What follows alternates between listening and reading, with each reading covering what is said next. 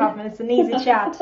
I'm keeping an eye. You know what? In the beginning, when I'm introducing yourself, can you talk to the viewers rather than to me? And I'll try and invite people. Sure. While I'm here. Sure. Perfect. Okay. Perfect.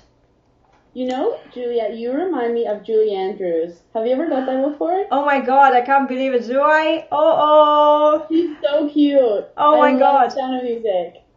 I know, and you know what? She looks like my mom. My mom, when she was 19, I have a picture, and she looks like Julie Andrews in, like, you know, Maria sort of role. It's mental, you know. I don't know if I want to look like Julie Andrews. You are so gorgeous. Oh, thank you so much. But at least, you know, what I can do is, like, I'll inspire people just the same way as she does. Yes. So I love that. Hi guys, and welcome to Easy Chat Live.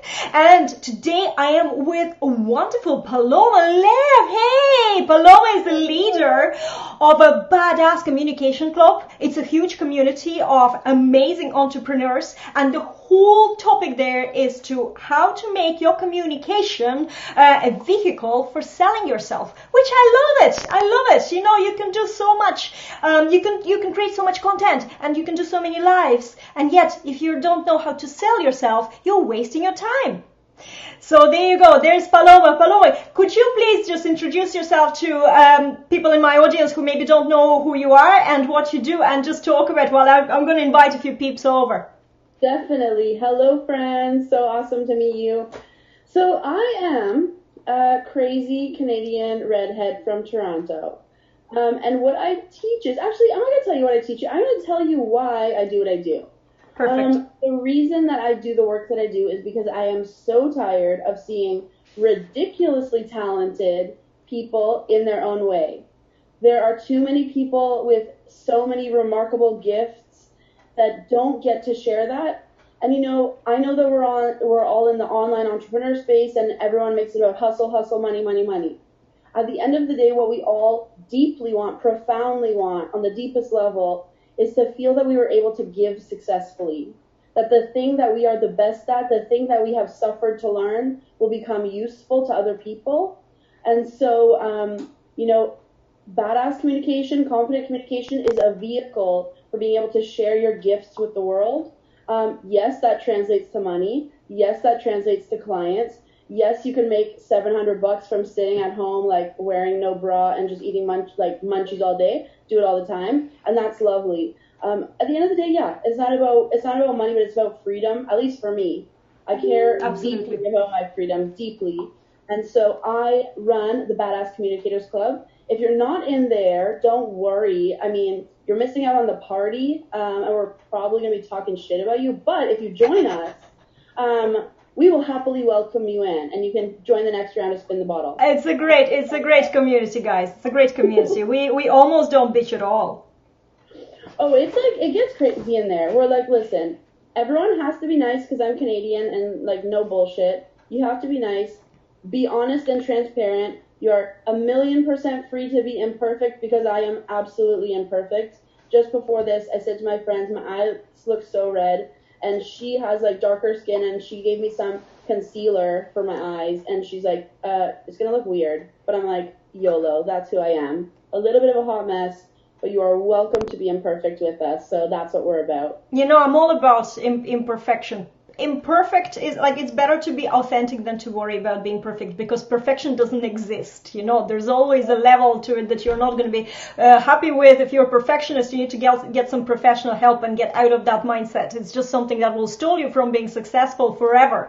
You know, so I am the same. You know, I barely get ready for these things or any things. You know, I don't, guys, none of us believe this. Juliette is so gorgeously polished and fabulous and glamorous. Yeah, it takes me 5 minutes. I wake up like this. No, but exactly. Perfect friend. Yeah, well, I'm not that kind of girl who goes and does her hair every week, or I don't go to spas, I don't do my nails, and well, I do them sometimes when I remember, but then there'll be like 2 months that I don't do them. I'm just not a high maintenance woman, and that's just fine. And I had a period in my life where I was just saying like, oh, I need to really, this is what I need to put as my dreams. I don't give a flying potato about it, I really don't. So, and plus, we're on Zoom here, and Zoom has a little airbrushing function there, so there we go. That's all the secret. Okay. After the show, she will be showing us how you can make... I'm gonna make a tutorial. You have to tell me where you're from. Where are you from? You have a cool accent, but it feels like a mix of like 2-3 languages. Yes, that's true. I'm from Estonia originally. I was born in the Soviet Union actually, and my first language is Russian. Although I'm not from Russia, I have nothing to do with Russia, but we had a big country. I mean, imagine if you had like, let's say, America and all the states became independent. That's what happened to us, So I speak Russian, and I went to special English school, so I studied like a proper way of speaking English, like the English Queen does, for 10 years, and then I was teaching it for 5 years, so that was a lot of English in my life. And then eventually I immigrated, and I lived a year in London, and then I moved to Ireland, where I'm here for 18 years. 18 years I'm here, and it's a disaster. I need to move. So my next accent, like my progression in my accent, should be Spanish, because I'm dreaming about moving to Spain. So this is how it is. Growing up, my dad, he's from Romania, and he always asked us, whenever we met a new person, where's that accent from? Because he grew up around so many different languages, and so he'd always test us, and whenever I hear an interesting accent, I must know. Well, you know what? It's actually true, and a lot of Romanian people do, because the whole community from that part. Was he born in Romania and then immigrated to Canada? Yeah. He came to Canada when he was 20, and he spoke like no English, and he worked in his stepfather's like cheese shop or something, and he learned on the job. Well, and you know what? I know so many Romanian people, and a lot of them are so good at, following their dreams, following the goal, and they're like learning anything as they go. I have a lot of time for them, and it's interesting because they do have a very good amount of languages that they speak. I have a friend here who actually, a girl in my group who happened to be my neighbor. That's just a crazy story. I met her online, and she happened to be my neighbor, so I went over to her, and her partner is from Moldova, which is bordering Romania, and he speaks perfect Russian, Romanian, Moldovan, and hundreds of other languages, and perfectly. Like, I didn't know that he wasn't Russian the way he was speaking. So these guys are brilliant, Don't ever say anything bad about Romanian guys, And well, look, and so interesting. Okay, so you have Romanian, and then your mom's side. Mom is Israeli, and then I'm one of 4 girls. And we were all born in Toronto. Wow. So my sis speaks Spanish, though. Random. How did that happen? I don't know. It's life. It's life. Things happen like this. Yeah, I have some Jewish blood in me as well. My dad's family, they're Jewish, but because we were in Soviet Union, there was kind of, the Jews were persecuted there, and so they had to say that they were Russian by nationality, but you only have to look at them. You can't hide that fact, we have half the family moved to Israel anyway. So yeah, there's a lot of similarities. This is great. I love this. I love to learn about the backgrounds as well, and I know that, like, I'm an immigrant myself, I went through this as well. I don't know if I would go back. I probably would go back to Estonia, because Estonia right now is one of the best countries to be in Europe. It's the most progressive country that I have visited, So every time I come back, I'm like, oh my God, this is amazing, which in Ireland, sorry, all the Irish guys, but you're still in the dark ages comparing to some places. So we're trying to change that. And we're starting with Facebook. Because a lot of the people that I work with have said to me that their accent is a really big thing for them in terms of confidence. And I think, listen, in this online space, you need to stand out. And so, it is a wonderful asset to have something that's different than other people. So did you ever feel anything about your accent, or you just embraced it? Well, I probably, because I was always involved in music growing up, so I'm a musical person, and there's a myth that people who are musical, they are very good at listening to the other accents. I don't think I'm very good at mimicking accents. Like, I have a friend who was my classmate. She lived a year in London, and she still speaks with a Cockney accent, and it's brilliant. But I don't do that. It just accumulates itself. I don't have a very strong accent, Eastern European accent, but you know what I found? I didn't know that the accent will be so important, but it seems to attract a lot of people to me. There's Kelly here on this live broadcast, and she said to me it's intoxicating, and if I read an encyclopedia to her, she would be in a trance, and she'd love that, so there is a price, Kelly. We can have an agreement. I'll get the encyclopedia, you get the paycheck book. So we can always arrange something. But I'm just joking. However, I'm not, because, I want to find out about selling yourself. I want to sell myself more, not just through the accent. I'm kind of selling myself on this personally, on my personality alone most of the time. And I do believe that a lot of time you get to work with people that you love, and you fall in love with them through their personality first, and then then you see that they also know their shit, so it's good.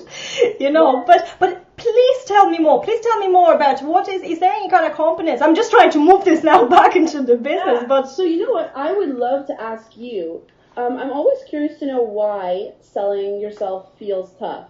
Oh, it's terrible. For me, it's terrible. Still, I will be honest, I'm still feeling uncomfortable with selling myself. Yeah. I am very comfortable with being authentic and but when it comes to actually making an offer, I have a mindset block that needs to be kicked out of my head. It just feels like it feels like you don't deserve it or something. I know I do, but feeling and knowing is two different things. Yes. So one exercise that I'd offer, that I do with clients often, is a lot of the time we have a fear, and this fear manifests as anxiety. It's not completely clear where it's coming from or what it is, right? So the first step is to clarify what the fear fantasy is. So what do you imagine could or would happen? What is like the worst case, potentially what could happen? And also to turn that anxiety, a lot of the time anxiety is a physical response. So, let's say you're meeting up with someone that you just don't like, right? And you have a physical response of that. And so what I ask my clients to do is change that physical response into a thought. So there's a thought that's bugging you. And what I call that thought is a thought mosquito, because it's sort of like swarming around your brain, annoying you. You know that it's not that legit, and still it has a lot of power to drive you nuts and to hold you back. And so if you could turn the feeling into a sentence, if you could articulate it, and a lot of the time it comes down to like, these are deeply rooted emotions of pain and shame and worthiness and deserving, and dignity and all of these things and money, all of these very emotional things. And so if we were to ask you to put the fear or the discomfort into a sentence, for example, and I'll so happily share some of mine. One for me is that as my business continues to expand, it's such a beautiful thing, and I'm so moved and I'm so excited about all the progress that's been made. And yet I've really realized that it demands of me a new level of organization, where it's like I was fully booked, 6 years fully booked, working for myself since I was 19, 20 with one-on-one coaching clients. And then I decided to move into a new model. And as that new model expands, which is wonderful, it demands of me that I be more organized. And I have a lot of areas of strength, but organization doesn't seem to be one of them. And so for me, the thought mosquito, if I really interrogate the anxiety and I really ask it questions, the true anxiety is if to expand to the level that I know that I'm going to, that I want to, that people want me to, and that I'm ready for, I have to be more organized, and I don't know if I can be. So that might mean that I might not be able to make it to that next level, right? So if you really articulate it, it will feel painful. When you hit the nail on the head, it'll sort of jab you in the stomach, and you'll be like, shit, that's it.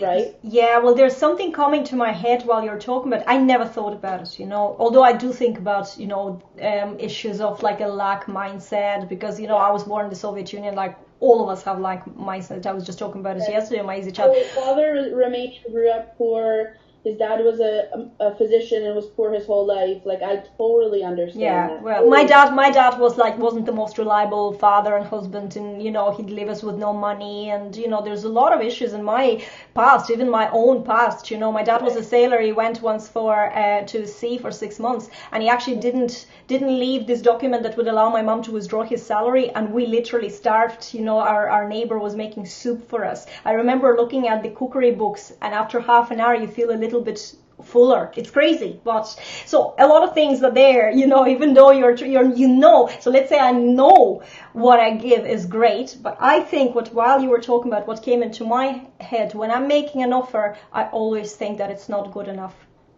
Even though it's I know it's awesome.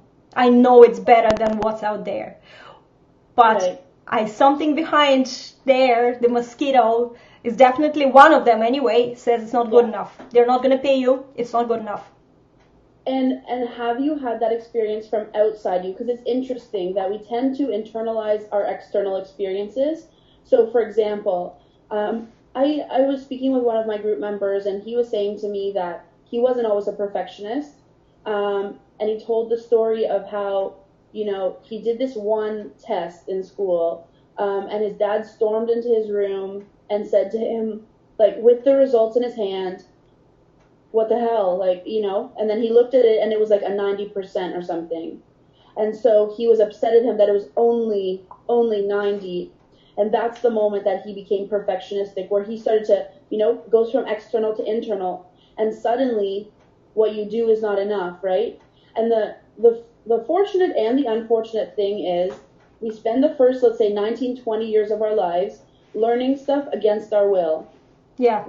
Based on the environment that we did not choose. We did not choose the race we were born, the background we were born. We didn't choose the country we were born in. We didn't choose the circumstances. We didn't choose the class we were born into. We didn't choose any of that. And it's almost the kind of like trauma that we all experience to make sense of this environment we didn't choose, to make sense of the parents we didn't choose, to make sense of the circumstances and the pains and the difficulties that we didn't choose, to then make sense of it, to survive it, to cope in it, to not get so calloused and scarred that you can't be soft to certain things. I mean, I have triggers. We all have triggers. We all have sensitivities based on how we grew up. And so the first thing is like, there's a difference between pain and suffering, right? So pain is like there was shit that happened to us that we didn't get to control. Suffering is when we make ourselves feel bad for that. We make ourselves feel shame for that. And shame is such a toxic thing. It makes us feel like this is so embarrassing that if I shared this, people wouldn't accept me. And the desire for belonging and group membership is one of our most fundamental human needs. And so shame is a very scary thing. It's a very toxic thing. And a wonderful thing is that I always say is shame dies in the sunlight. As soon as you can articulate this thought mosquito, you put it into words and you tell someone, and you be careful who you tell this to. Not everyone is emotionally intelligent. Not everyone has good boundaries. Not everyone has good intentions, okay? Unfortunately, that's true. But there are people in this world, there are coaches you can hire, there are good friends you can confide in. If you're lucky enough to have a parent that you can talk to about this, or, an unbiased outside person, to put that thought mosquito into words and say, you know what? I think the real reason that I'm not willing to leave this guy who's not good enough for me is because he reminds me of something I'm familiar with. And it's not good enough for me, but I'm familiar with it and it feels comfortable. I feel like I don't deserve anything more than that. And when you put it into words, it's powerful, really powerful. It's painful, but shame dies in the sunlight. As soon as you say it out loud and someone says, you're not crazy. You're not crazy that you had that experience. But something really, have you heard of Post Secret by any chance? Oh yeah. This project? So it's basically people are sending in their deepest, darkest, most shameful secrets on a postcard. So something like, I never enjoy having sex with my husband. Or, I really would love to kill my mother-in-law, or like whatever it is, right? And you think, oh my, like, this is that person's deepest, darkest secret, and yet it's strangely relatable. You know, like, I grew up religious and I believe it's all bullshit. You know, like, whatever people say out loud. And so the amazing thing is, I bet you that the thing that you're ashamed of, no, not I bet you, I can guarantee you that other people are experiencing something similar. And the funny thing is that in a way we want to hold on to our thought mosquitoes because they keep us safe, right? Yeah. So, like, I have challenged myself first. Like, when I'm coaching people, I will never give you an assignment more difficult than I've given myself. Because I have no right to tell you to do this if I haven't done it for myself first, right? So it's not just like reading it out of books and saying, do this shit. I'm like, no, I actually helped myself because I needed it. I really needed it. So there are two kinds of work that we do in our life. There's busy work and there's vulnerable work. And we have a tendency to do which kind of work? The busy one. Yeah, why? Don't have to face the fears. Yeah, it just feels safer. It just feels more comfortable, right? So if you literally get so explicit about this, and all of this, it should feel like you're doing the right thing. You know when you like use a face mask and it sort of like burns a bit and then that's how you know it's working? It's sort of like that, where it's like if you hit like something that feels painful, you know you're on the right track. Like if you get a massage, you don't want it to just be like really like light and you don't feel it. You want them to find the pain and press on it. Yeah, that's right. Figuratively press on the pain. And there's so much that we can do to make our pain useful to other people. I have this philosophy, pain to projects. So something that you've been struggling with, something that you're trying to figure out, something that feels shameful to you, turn it into a project. So for example, I did a master's degree in creative writing. In the second year of my master's, I'm in Canada, which is snowy as fuck. And I remember three and a half years ago, I slipped and I fell and I broke my knee. And I had to do the second half of my master's from home.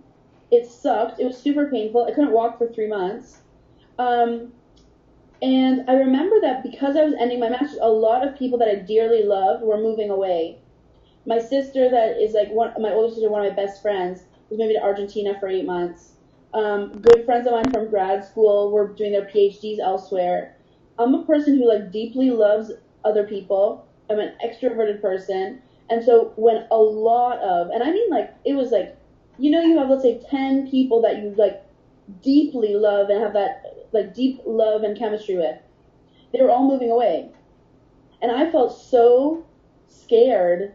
I felt so like when you're supposed to feel happy for people who are doing shit that's good, you're supposed to, but instead you don't really feel happy for them, you just want to hold them. That's how I felt. And compounded with the fact that I had just broken my knee, I was like in my parents' living room for 3 months, like, because I couldn't walk. And so it was just like me, and that's when I got a laptop for the first time, if you can believe it. Like, it's funny, but we didn't grow up with like a lot of like internet access. It was like you could use my mom's computer if you wanted, but otherwise it was like go to the library. And I'm like, why, Mom? Why do we have to read books? You're talking about 3 years ago, right? Like 2014. 3.5 years ago or so, I got a laptop for the first time. And brilliant. Yeah, and now I'm basically Madonna online, okay? So, excellent. Listen, you can start anywhere. You can start anywhere. And it's like, so I had this pain about this, like all the people I love were leaving. And then I thought, what if I was really, really okay alone? Like, for extroverted people, sometimes like too much aloneness can feel really intense. And so I said, okay, I want to get comfortable with how to be alone. I wrote my master's final thesis project. It was a book of poetry, a huge, weird book of poetry that you might never see or you might see one day. Maybe I'll be Jay-Z rich and I'll be like, okay, I don't care what anyone thinks. I'm going to put this out there. Who knows? But I decided I was going to go on a trip by myself for the first time. And, the book, like, the unofficial title was How to Be Alone. And that was my question. Like, every year I have a theme or a question for myself. And that question was, how can I be comfortable and peaceful alone? I went to New York for a month. I had no plan at all. Like, not like, today I'm going to do this. No, I literally had no plan. And I just showed up. And for the first time in my life, I could really ask myself, wait, what do I want to do right now. I was able to be so self-indulgent. Like, I spent one day, I just remember vividly, I was in Union Square in New York. I went to the farmer's market. I bought like a shitload of berries, and I just sat in that square, and there was this woman beside me who was like smoking a cigarette. She looks like, you know those people that you just feel like, I feel like that person's wise. I feel like they know some shit about life. I just started talking to her, and and we spent the day, how self-indulgent, we spent the day sitting there. I shared my berries with her, and she told me her life. And she told me about her, like, she had, married an alcoholic man, and how that had made her life painful, and, like, all the lessons she'd learned about love. And she was saying, like, when the person that you're supposed to be with is someone that doesn't infringe on you being who you are, who's just peaceful with you being exactly as you are and takes you as you are. And it was just like, you might think, how strange that you spent a whole day talking to a random woman in New York eating berries. And yet it felt like exactly what I wanted to do. And so, like, if you can make your pain meaningful. And then I said yes. There's I fell in love on that trip. I said yes to so many things. Like, I met so many people, and it was a really beautiful experience. And so I just, like, if you move towards and through the pain, as opposed to fearfully covering it up, numbing it, ignoring it, compartmentalizing it, desensitizing yourself to it, then it can be a wonderful adventure, as opposed to something to fear, It sounds to me like the whole thing was like almost manufactured by life. So you break your leg, then you have to, all friends are going away. You're just led to this. I've experienced that as well in my life, and it's brilliant. And when you go with the flow with that, instead of getting stressed out and trying to hold on to things, not how it's supposed to be. Yeah, the transformation happens. Right. It's amazing, isn't it? And it's just like a good lesson to learn that, like, explore the resistance within you. For example, I was working with a client. She's ready to put out her course. She has the outline.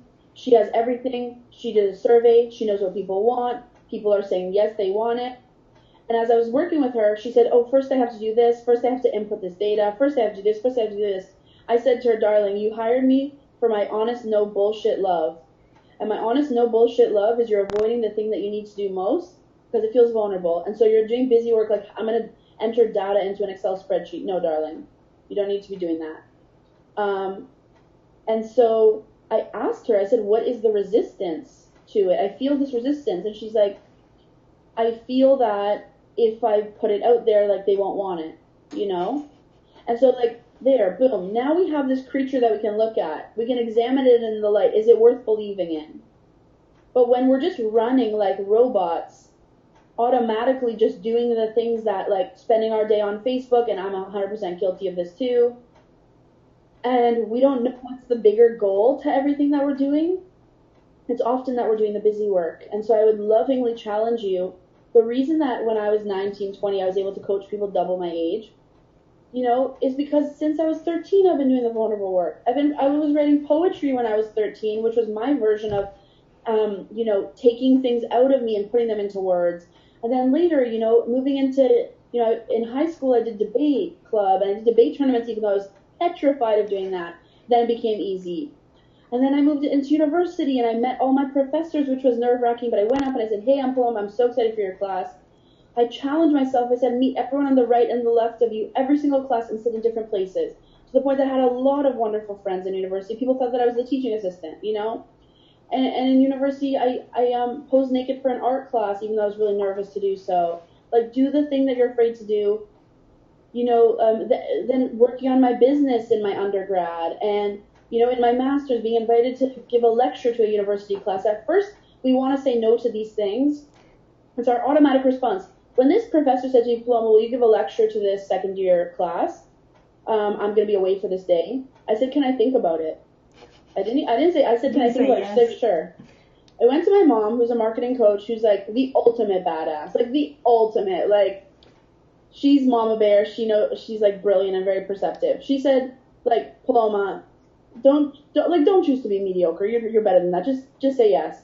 And so I went and I messaged her like, of course I'll do it. You know what I mean? But when you are given the opportunity, or when you confront the opportunity to do the brave thing or the fearful thing, at the moment of decision, you decide who you'll become and who you're becoming. So someone says to you, you know, I want to interview you for my podcast. Someone says to you something that feels nerve-wracking, you know, come with me on this trip, you know, start this project with me. Wouldn't it be cool if blank? And your gut reaction is to say no, and you're at that crossroads. I mean, if it's really like it doesn't call to you, it doesn't speak to you, it's not following your bliss, it's just like bullshit you don't want to do, then just as strong and just as unapologetically you say, no, thank you, it's not my thing, lots of respect and love, it's not my thing. But if it triggers something in you, if it brings up a curiosity in you, if it makes you feel a little like mischievous, like, can I do this? Can I do this? Then you sort of have to do it. And I learned to label that feeling. Like, I felt that before I did my first debate tournament. But if you really go into the fear fantasy, what is the actual worst that could happen? You get up there, you say stupid stuff, you make no sense, you like fart in front of them, you spill your coffee, you faint and die. You know, like, what's the worst that can happen? You know? And can you survive that worst? A lot of the time you can. You know, right? It's very interesting what you're saying, because this year was very turbulent in my personal life, you know, and there were so many things that were thrown at me, and every time, and I've learned this, there was the time in the start of the year when I just said, you know what, I'm going to say yes to opportunities. I'm going to ask when I need to ask, and I'm not going to hold back. And I'm just gonna, even if I'm afraid to do something, I'm just gonna do it. You know. So I've announced that I'm going to start my online business, and I've started it, and it just went up. So it's all about even that fear, and you do it anyway. It's not just a phrase. It's not just a motivational quote. It's really just how you do it. And then the funny thing is that, as you just said, what's the worst thing that can happen if you ask something or if you say yes to something? Well, you know, you're not going to be better. If it's not your thing, just don't say yes if it's not your thing. But if it's, you know, a little bit of your thing or something that you're curious, you will actually do it well. Just you know, just take an opportunity. I just had a chat just an hour ago.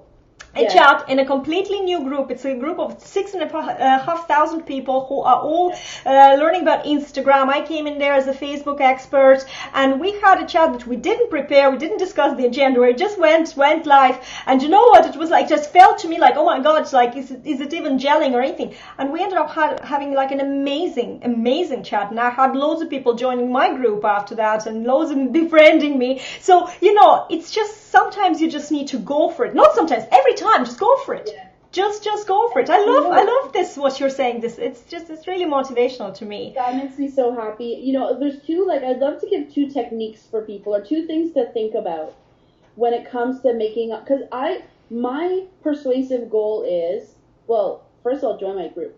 But what I want for you is, and for you, for people that I love, for my sister, for my friend, for my clients, what I want is for people to unapologetically take the risks that they need to take in the direction of their best interest, in the direction of their courageous vision for themselves. That's what I want for people, right? To get out of your own way. Because other people are not saying no to you. Other people are saying, hell yes, like, I want you. But you have to say yes to yourself first, of course, right? And so let's make a distinction here. There's thinking pain and there's doing pain, right? Thinking pain is torturing the crap out of ourselves with, what if I'm not good enough? I don't know if I can do this. If I do it, what will happen? Blah, blah, blah, blah. Doing pain is like, oh, I'm doing this. Oh, this is not going exactly as planned. Okay, whatever. Or you go to the gym, or like you torture yourself. You're like all day, like, oh, I need to go to the gym. I need to go to the gym. And that torture is way worse than just getting on the freaking elliptical and going on, you know? So there's thinking pain and doing pain. And thinking pain is infinitely worse than doing pain. And I'll just give like the quickest example, you know, speaking of like when I broke my knee, right? And you tell me if this is like TMI, but they had put metal pins in my knee to hold it together after I broke it. I had to have surgery, right? And so 3 years later, it was really causing me pain. And like still over a 3-year period, and I wish I did this earlier, but I had this, like, you know, you have the option whether you can have the metal pins removed or not, because they're not necessary after a while. But who wants to go back into surgery after you've already healed, and the first time was hell, honestly. And I'm like the kind of person, I'm like, I don't want to take medicine if I don't have to. Like, maybe my parents are a little hippie-ish, and they sort of instilled in us, like, don't do extra medicine if you don't need to. So I was just like, they gave me like Percocets. I'm like, no, I'll just do Tylenols on this, you know? But it sucks. And so I was trying to figure out, should I get this second knee surgery or not? And I had known from other people who had been injured in this way that, yes, like another surgery sucks, but you don't want to, when you're older, have the pain of metal in you and it gets worse. And so I badly didn't want to do it. And the thinking pain, I tortured myself with it. I tortured myself with all, like, let's talk, thought mosquitoes is like a thought moth, fly, beehive. Constantly. Beehive, yeah? It was like, I literally had this thought, and I genuinely had this anxiety. What if I won't be able to walk again after this surgery? And it's not impossible, but, like, it's, you know, what if I'm not going to be able to walk again, or what if it gets a horrible infection or whatever? And I was, like, torturing myself with that. And eventually, and I sort of gave up on the project for a while, and my friend Michael, who's a doctor, checked in on me, and thank God he did. And he said, Paloma, did you do the surgery yet? And I said, no, honestly, I've been procrastinating on researching it because I'm scared. He's like, just do it, Paloma, just do it. So I ended up doing it. It was painful, of course, and I'm so glad I did. Like, when it rained before, I would really feel it in my knee. And now it's definitely not great. I will never be an Olympic sprinter, never. But the doing pain, the actual physical pain, yes, it was definitely unpleasant, was nothing compared to the torture that I put myself through thinking-wise. So just cut the thinking part, like, you know, think quickly. Like, think quickly. Will this help me? Does this sound fun? Is this exciting to me? Will this have a long-term benefit? Is this healthy for me? For my growth, for my expansion, for who I want to be? And after that, just say, okay, enough with the thinking pain. Doing pain is not that bad.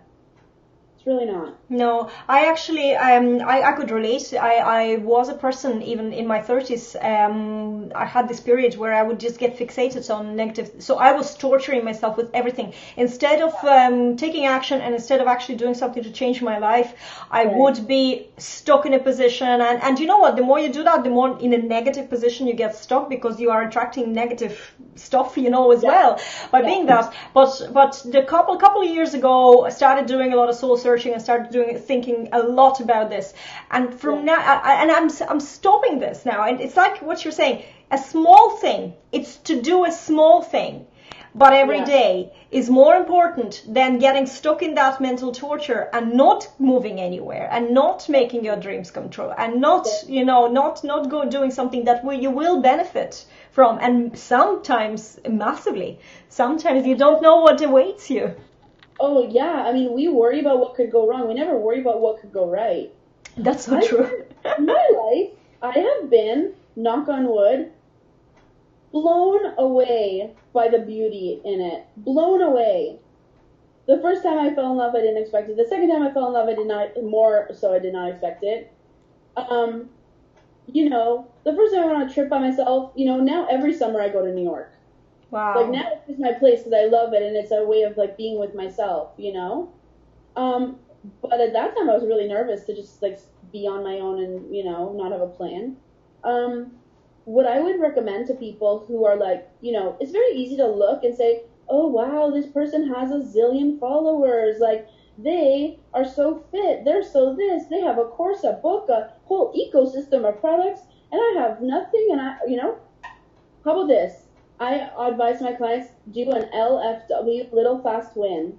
Little fast win. So what is the smallest step in the right direction that you don't need to ask for permission to do? That you don't need to ask for, because it's really important that you do it on your own terms, right? So I'll give you an example. There was a behaviorist who wanted to see, how can we get people to start flossing? As opposed to saying to them, can you floss every day for the next month? He said, group of people said, would you please, just tonight, not tomorrow, just tonight, floss in between your front two teeth? Will you just do just that? Don't even worry about the rest. Can you just do that? And they said, like, yeah, of course. And they did, and surprise, boom, they did the whole mouth, right? So it's like, and then he asked them the same thing that I said, just do the front two teeth, boom, you know? And so do not discount it's about momentum. It's about movement. And so Harvey Beckwith of Selling the Invisible, he tells this story in his book that I love. He's like, this client was paralyzed with indecision. I don't know what to do, analysis paralysis, right? He made him a button that he put in his office that said, do anything, period. Do anything. Because it's like a maze, right? You go straight. Boom, you hit a wall. Awesome, now you have some information. Turn left or right. You turn left, boom, you hit a wall. Great, now you have information. Turn left or right, right? But you can't just preemptively say, this is how I'm going to get to the center of the maze. Fortunately and unfortunately, there are some improvisational elements to figuring shit out, and that takes showing up, not knowing how stuff's going to go down. That's so true. That's so true. Yeah, because as you said, you can just try and preempt. You can say, oh, I'll get rejected here. That's not going to work. That's not going to work. But you're actually not doing anything while you're thinking about it. So you're wasting your time. Yeah. Just try something, and don't be discouraged by failure. I always say that, and I say that to my daughter, and I have always, and now I can see, when you grow up like this, and you're saying, okay, well, look, that didn't work out. So I'll try something else, but try it immediately. Don't wait. Don't start thinking. Don't let this little the mosquito annoy you. Yeah, that's right. One of my favorite books, and it's not a business book, and yet it's like profoundly connected to business, and it's a misogynist book, I will warn you, The Game by Neil Strauss, about how to pick up women. And I read this because, Neil Strauss is connected to a lot of people in the marketing world. And like the Frank Kerns and people like that. And, one thing that he said to his, like, dudes that he was coaching was, like, don't say no to yourself before others can say no to you just because you're scared, right? Like, so often we decide no to ourselves, and it's like, it's not actually up to us. Sometimes you're robbing someone of the pleasure of saying yes to you. Lisa Kudrow, oh, this is such a random fact. Do you guys ever watch Friends? Of course. Yeah, so Lisa Kudrow tells the story of how, she gives this graduation speech. And she said, I was at this party. I started talking to this guy who was way too hot for me, totally out of my league. And I'm like, come on, Lisa Kudrow, you're gorgeous. And she's like, now he's my husband, right? So it's like, don't take yourself out the running. Like, if I've learned anything in all of the work that I've done for the last 5, 6, 7 years on myself and with clients, it's like, this is actually, and this can blow your mind, this is a free-for-all. Who makes it? It's a free-for-all. It's anyone's game. It's anyone's game. Anyone. So it's like, if you're scared and you're like, not me, I never got knighted, I never got a sign from God that it was me. No. It's you. If you want it to be you, it's you. And it's anyone's game. Like, there are so many experiences I've had where I've been able to see under the hood of the car, to see that how constructed everything is, how authority is so constructed. I was a teaching assistant at a university, right? And it's like, you know how you get your essays back and you get a mark on it? And you're like, and let's say you get like a B-, you take that in. You're like, oh, I'm so bad. This is this, right? I've been on the side of the markers. I have friends who are professors, friends who are fellow teaching assistants, etc.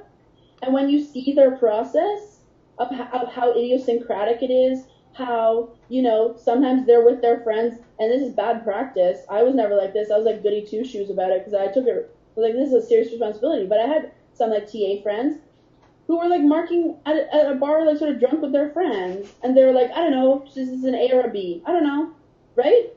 So it's like, don't think that everything is so official, rules, authority. I luckily grew up with an understanding that authority is a construction. And because of that, anyone can be an authority. You just have to step into it, step into that role of what I call the CLOP. Oh my God, I have too many acronyms. But confident leader of process. If you can be the confident leader of process with yourself, with your prospects, with your clients, and confidence is partially just decisiveness. There's no certainty in this crazy freaking life. There's no certainty. And so to take the risk of saying, despite all of the uncertainty, let's follow this path. Let's explore this. I have an impulse, like when I'm sure you know this, Juliette, when you're like working with clients, it's not like you can say, here's the exact agenda, we're doing this, this, this, this, this. No. It is like almost like a jazz improv. You vibe off them, they vibe off you. It's a collaborative thing, right? Life is like that. That's like, right. You get information, you vibe off that, So it's really anyone's game. Remember that if you don't feel confident in the face of authorities, you feel intimidated. If you knew all the like behind the scenes shit that like the influencers know, you'd realize how much of a like anyone's game type deal it is. Like I've been on so many masterminds with like friends of mine who are influencers, who are group leaders, who are, powerful people, and yet they confide in you their insecurities within the intimacy of the group. They confide in you what they're scared about. They confide in you that they don't always feel like they're enough. They confide in you that there's a lot of pressure on them because everyone's like, oh, you're so great. Okay, wait, now I have to be so great for them. Am I even great? And to see the behind the scenes of the people that you think are so rock solid are struggling. Like everyone has a burden that you don't see. Everyone. That's so true. That's so true. Well, actually, I love this, and I love the whole topic now. The wrap up for this easy chat is like it's anyone can do it. Anyone can do it. And people on the top, they're not perfect. They have the same insecurities. They have the same mosquitoes. The only difference is that they choose to do it in spite of the fears. Exactly. And then they get to next level, next level, next level. So if they can do it, I can do it. You can do it. Anybody, literally anybody can do it. There is no excuse. You can't be picking saying, oh, she has an accent, she has a selling point. Right. Means nothing. It's because she is doing something, and that's it. And that's it. Up. And listen, there are so many. I've had so many train wrecks, like where technology malfunctions and it's just embarrassing. You're like, well, I guess my Wi-Fi cut out, and I have I had an interview that just like ended because I was at a friend's house and her Wi-Fi just cut, and I was like, well, I guess the interview's over. Yeah. I've had that too. I just started running a live video challenge, and the first date was before Hurricane Ophelia came here, and the technology just on Sunday, we had a nice weather and everything, but everything went wrong. Nothing saved. My email automation didn't work. Everything didn't work. It still didn't bloody work today. But you know what? Will it stop me from doing it? No way. In fact, I decided I'm going to make it ongoing now. Anyone can join at any stage. So don't stop, guys. God, I loved this chat. I want to have Paloma like every day. Let's have this and let's just get so confident. But guys, we will have to wrap it up and we'll have to go. But before we go, Paloma, do a little pitch on your group. Yeah, so if you feel like you're in some groups that people don't actually talk to each other, it's sort of boring, it's a little bit stiff, it's a little bit professional. Listen, friends, I'm 99% of my life wearing leggings. So I'm not the buttoned up, whatever the hell. I'm like, all of us, like. We're like pantless. It's all. We're literally like from chest up, clothes, chest down. Secrets are coming out. So it's like, if you feel like you want to like unwind and grab a beer from our fridge, tell us what your imperfections are, and be in a safe, loving community, I want you to feel safe with us so that you feel safe in yourself. And that's what the Badass Communicators Club is about. If you're perfect, don't join my group because you're going to make the rest of us feel bad. We're all awesome people who are helping each other. We have entrepreneur parties all the time on Zoom. We do fun, crazy projects like Entrepreneurial Blind Date we do sometimes. We do a lot of really fun, crazy stuff there. So the Badass Communicators Club. And I guess the last thing, if I could just give a little piece of like final love to everybody. I always like to tell people and myself, they will forgive you for improving. They will forgive you for improving. So start where you are, and how beautiful when you look back. I had a wonderful interviewee who said to me, Paloma, if you don't look back at your old stuff and cringe, you're not growing. That's true. So you better freaking show up as you are with what you know. You are enough. You are becoming enougher and enougher and enougher with time. And you're not moving from bad to good, just from good to even better. That's so true. So one comedian said, you know, at start you will suck, then you will suck so little with practice that you will be almost perfect, you know. But it is, yeah, I absolutely love it because it's true, And all you have to get over in your head is just like not worrying about sucking at something. Don't put shame on it. Don't. Yeah, that's right. Guys, see your imperfect, crazy self. Yeah. Well, that's what I'm all about. I'm all about being authentic. And you know, when I had the biggest fuck up on my life in my group, I just cut it out and I put it on my personal page so everybody can see how I forgot everything. And you know, it's something. I just think that you should like look at the things where you feel embarrassed and just just laugh at that. Good stuff. That's the good stuff. That's the juicy stuff. And you know what? Some people who watched that particular live, they said it was the best one they've ever seen. You know, I think that they peed their pants because it was just so funny, you know, me forgetting everything. And I just realized that I'm very old. But that's all right. Listen, guys, I'm going to have Paloma back because this is gold. But definitely we're going to put a link to her group and please join the group. And it's absolutely amazing as well. Plus, there's a lot of really good free stuff that Paloma does, like challenges and everything. They really help you in your business, in putting systems together and little things like I did what was that challenge that I did? It was the pitch challenge. And you know what? It really did help me because I kind of go live and I wing it, but to come up with something and actually just nail it and then think about it, learn it, and that helps you, so I absolutely loved it. Impressed. Side note, I was so impressed. Yours was really, really wonderful. Really. Wow! And I actually recorded it about 4 times. When I do my lives, I don't care. But record it, for me, it's just I'm putting too much pressure on myself if it's recorded. But you know what, guys? Actually, talking about the pitch, nail it. It really does work. Make it short and snappy, and it really does work. But go to Paloma's group, and you can even search for that challenge and maybe, do it or whatever. Maybe throw yours up if you want to now, and I'll give you some feedback on your pitch. Brilliant. Guys, thank you so much for watching us. I know that there was a lot of comments, but they were not kind of questions. They were all more excited comments, which I love as well. You're giving us love, we're giving you love. That's all what Easy Chat is about. And Paloma, thank you so much. It was really an honor. And this is the first time we're talking to Paloma face to face. We just met. You know what? But I knew you would be, though. Yeah. That's why. When can we just meet each other so we can start being besties? I don't even believe in the warm up period. Come over and I'll make you soup. Well, I'll tell you honestly, guys, all my besties are virtual. I have no friends. That girl, Sharon, that I mentioned earlier, that is my neighbor, she forced me into, I don't mean in a bad way because I think she's absolutely lovely. I fell in love with her. But she was asking me about 5 times before I actually went to her house only to feed her cats because she was on holidays. Because this is a virtual, but you know what? For me, this is absolutely perfect now. That's real, honestly. And you know what the amazing thing is? I've had so many experiences where it's we meet in person after, and it's you don't get to choose your family, but you get to choose the family that you make. Yeah. That's so true. Yeah, and you know it. You just know it. You're connected. That's why I love internet, and I've been always fascinated with this. And now I see why. When I started teaching about Facebook, and I also had this mindset shift, what Facebook is about, what the social media is about. It actually opened up a whole new world, and it's amazing. I'm very grateful, guys. I appreciate you. You guys. I appreciate you, Paloma, for coming in. I'm gonna wrap this up, guys. Wherever you're in the world, have a great day, evening, night, and I'll be back here tomorrow with Jim Bergon, who is looking at this. I hope, Jim, I said your second name right. He was watching this show, and we're going to be talking about how to get unstuck. And there's loads of other things, so join me at the same time tomorrow night. Okay, guys, bye. Keep on dreaming. Bye.